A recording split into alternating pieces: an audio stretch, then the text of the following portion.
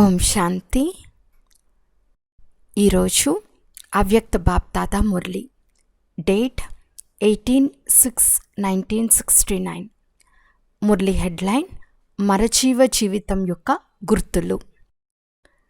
పాఠశాలకి వెళ్తున్నారు. పాఠశాల యొక్క మొదటి పాఠం ఏమిటి?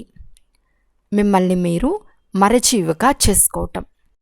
మరజీవ అంటే మీ దేహంతో, మిత్ర సంబంధీకులతో, పాత ప్రపంచంతో మరజీవ.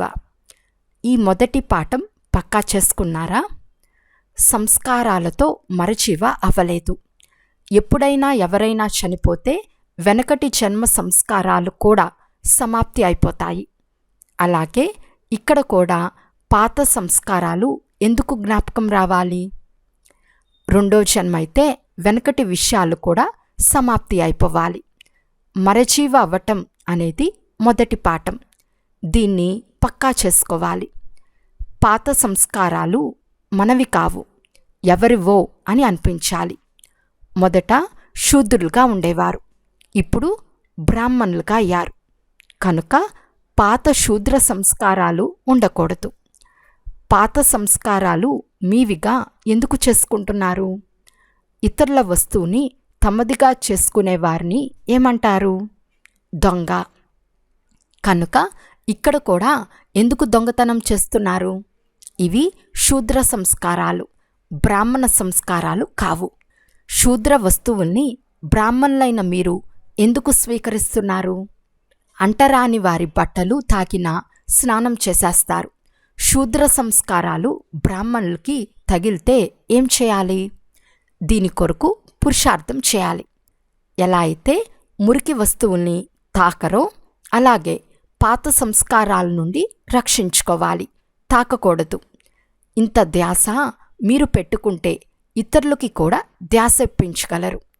సేవలో సఫలతకి ముఖ్య గుణం ఏమిటి? నమ్రత. ఎంత నమ్రత ఉంటుందో అంత సఫలత వస్తుంది. నిమిత్తంగా భావించటం ద్వారా నమ్రత వస్తుంది. నిమిత్తంగా భావించి సేవ చేయాలి. నమ్రత గుణం ద్వారా అందరూ మీ ముందు నమస్కారం చేస్తారు. ఎవరైతే స్వయం వంగి ఉంటారో వారి ముందు అందరూ వంగుతారు. నిమిత్తంగా భావించి కార్యం చేయాలి. ఎలా అయితే బాబా నిమిత్త మాత్రంగా శరీరాన్ని ఆధారంగా తీసుకుంటారో అలాగే నిమిత్త మాత్రంగా శరీరాన్ని ఆధారంగా తీసుకున్నాను అని భావించండి. 1. శరీరానికి నిమిత్తంగా భావించాలి మరియు సేవలో నిమిత్తంగా భావించాలి. అప్పుడు నమ్రత వస్తుంది. అప్పుడు చూడండి, సఫలత మీ ముందు నడుస్తుంది.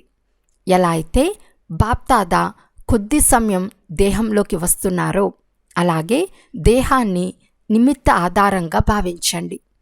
బాప్దాదాకి దేహంపై మమకారం ఉంటుందా? ఆధారమని భావిస్తే అధీనం అవ్వరు.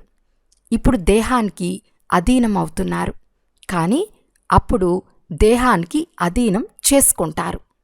2nd పాయింట్, దృష్టి ద్వారా సృష్టి తయారవుతుంది అని మహిమ ఉంది. ఏ దృష్టి ద్వారా తయారవుతుంది మరియు ఎప్పుడు తయారవుతుంది?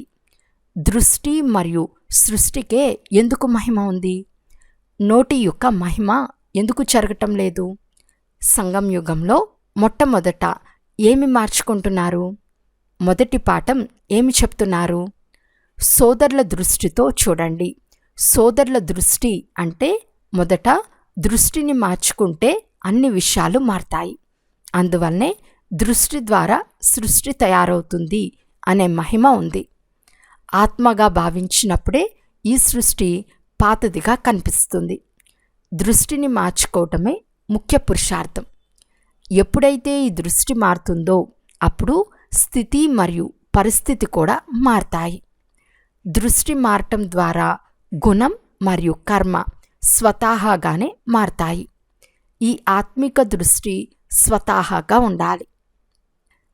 3వది, ఎవరైతే సంగం యుగంలో స్వయానికి రాజు అవుతారో వారు ప్రజలకి కూడా రాజా అవుతారు. ఎవరైతే ఇక్కడ రాజు అవ్వరో వారు అక్కడ కూడా రాజు అవ్వరు.